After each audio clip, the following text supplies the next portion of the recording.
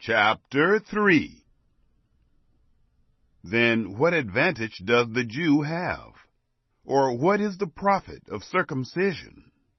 Much in every way. Because, first of all, they were entrusted with the revelations of God. For what if some were without faith? Will their lack of faith nullify the faithfulness of God? May it never be. Yes, let God be found true, but every man a liar. As it is written, that you might be justified in your words, and might prevail when you come into judgment. But if our unrighteousness commends the righteousness of God, what will we say? Is God unrighteous who inflicts wrath? I speak like men do. May it never be. For then, how will God judge the world? For if the truth of God through my lie abounded to his glory, why am I also still judged as a sinner?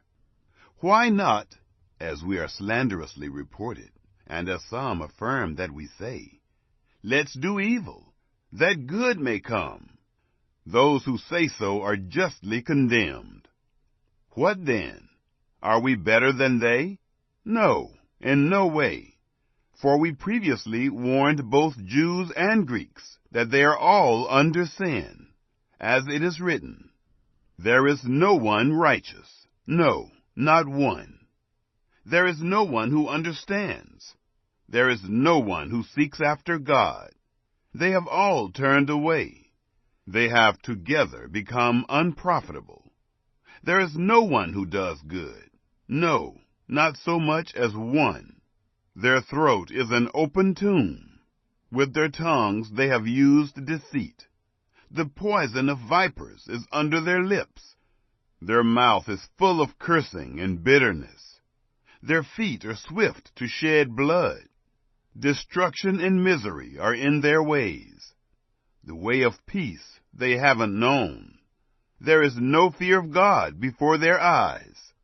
Now we know that whatever things the law says, it speaks to those who are under the law, that every mouth may be closed, and all the world may be brought under the judgment of God. Because by the works of the law, no flesh will be justified in his sight. For through the law comes the knowledge of sin.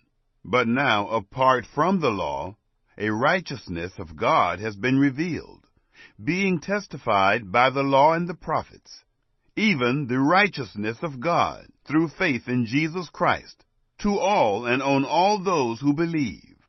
For there is no distinction, for all have sinned and fall short of the glory of God, being justified freely by his grace through the redemption that is in Christ Jesus, whom God sent to be an atoning sacrifice through faith in his blood, for a demonstration of his righteousness through the passing over of prior sins in God's forbearance, to demonstrate his righteousness at this present time, that he might himself be just and the justifier of him who has faith in Jesus. Where then is the boasting? It is excluded. By what kind of law? Of works? No, but by a law of faith. We maintain, therefore, that a man is justified by faith, apart from the works of the law. Or is God the God of Jews only? Isn't he the God of Gentiles also? Yes, of Gentiles also. Since indeed there is one God who will justify the circumcised by faith, and the uncircumcised through faith. Do we then nullify the law through faith? May it never be. No, we establish the law.